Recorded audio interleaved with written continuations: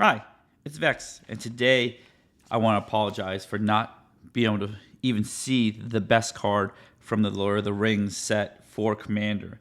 I was so blinded by the power of the One Ring. I was like, oh, so powerful. This got to be one of the best cards out there. Nope, it's not. One of the best cards is actually a common. Boom. Lorn revealed. That's right. Why is one of the best cards? This part of text right here. Island Cycling 1.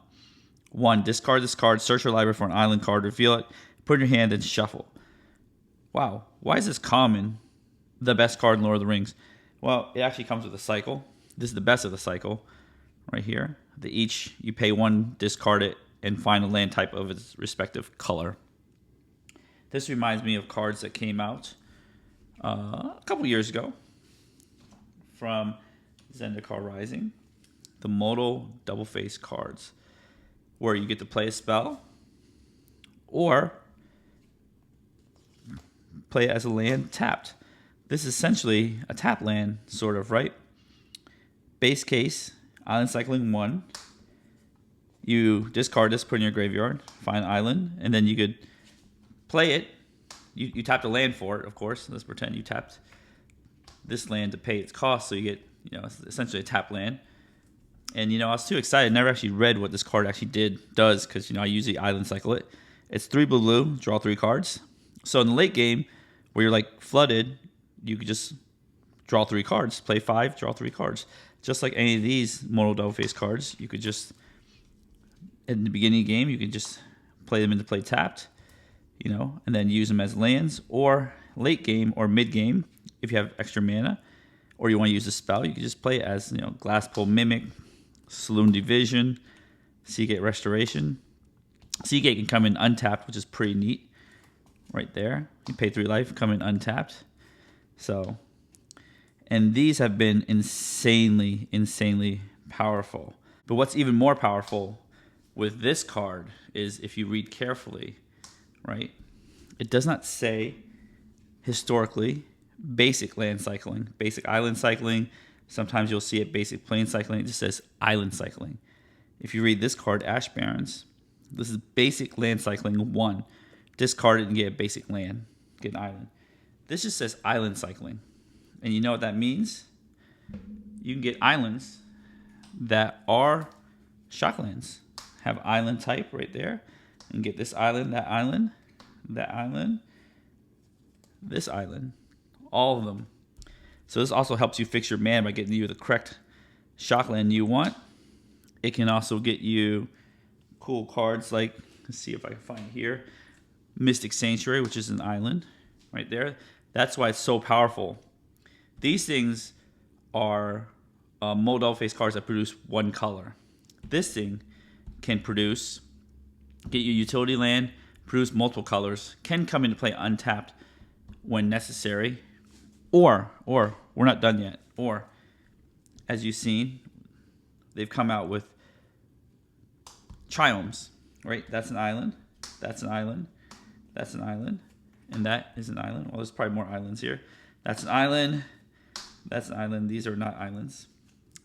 They can fetch your triomes too. This is a complete game changer. Any blue deck probably needs this to fix, or any color deck, to tell you the truth, but this is the most powerful one. I'll read the other ones in a bit. But this one, you can use this card to really fix your mana, even in 5-color decks, right? Because it's kind of like a tapped fetch land, fetches any of these cards here, or Mystic Sanctuary. This is definitely going mono blue decks. Mono blue decks, 100%. This card's insane. And I rank this card above these because it can mana fix.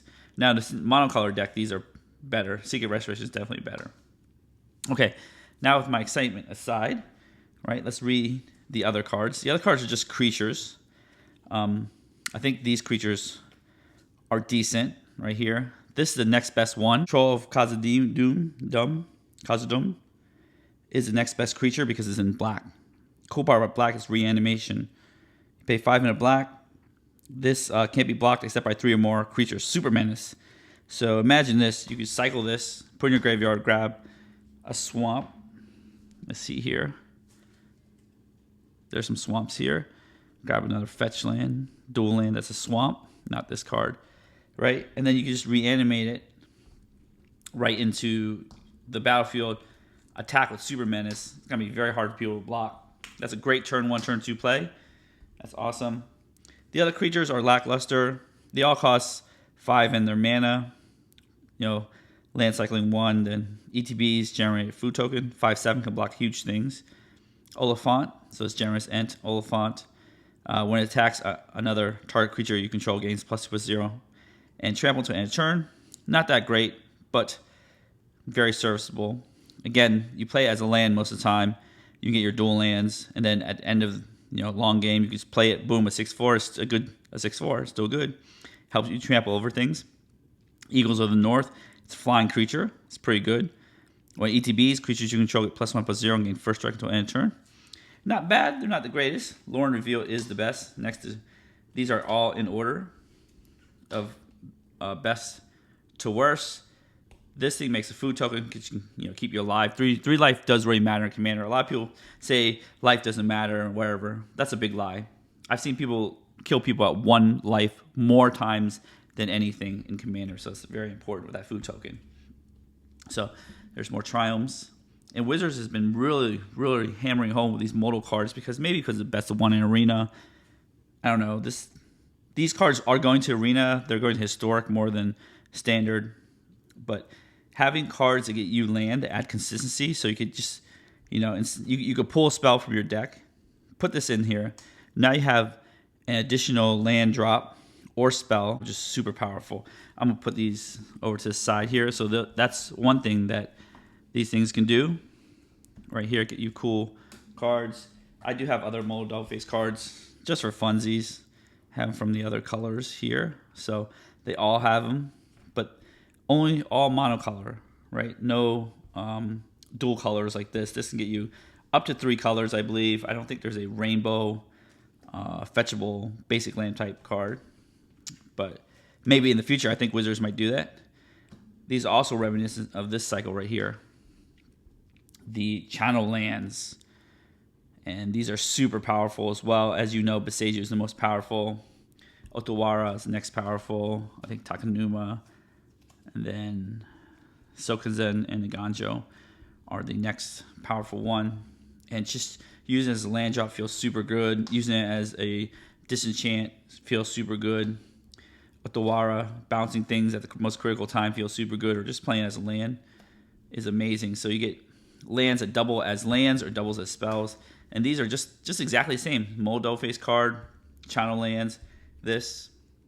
Now, the better cycle of lands are these right here, which are the legendary lands from the original Kamigawa block. I only have 2 of them here. Minamo, Shizo, which come in as land and give utility, come in as untapped. These come as untapped too, which is amazing. Very good commander, of course. So again, I'm sorry, I missed these cards. I can't believe I missed these cards. But I believe this is the best card from Lord of the Rings. Anything that adds consistency to your deck, via allowing you to have more pseudo land drops and more pseudo spells at the same time, is, overall consistency will win you more games than having powerful cards like the One Ring, which couldn't kill you, which I've seen people die to it. Like having this card, and this card, adding consistency. Like imagine having all these cards now in a blue deck that you never had access to before. 1, 2, 3, 4, 5, 6 cards. I think Boros is the same thing too. But Boros not that, is more for fetch lands. So you have these 6 cards that just add so much more consistency to your deck. Now, these 5 are single color blue lands. This, again, can represent your Triumphs, which I think is even more powerful in these cards because it really fixes your mana, which I really love. Anyways, that's it for today. From now on, I'm going to have to really look at these commons and just, usually I just look at rares on commons, but I skip commons sometimes. But I really need to look into the whole set, find the best card, and tell you guys, the audience, the best cards that I believe are from each set for Commander. If you think I'm wrong, tell me why I'm wrong in the comments below, because I'm always willing to be wrong. But I do believe this one in particular, these are next best, but this one's kind of like the Boseiju, right? Boseiju is far and away the best land, channel land, period. but the other ones are still very good and playable. That's all I have for you today. If you enjoyed this video, don't forget to give the video a like, smash subscribe button, hit the notification bell to be alerted for new videos in the future. And as always, don't be blinded by the ring, and have a wonderful day.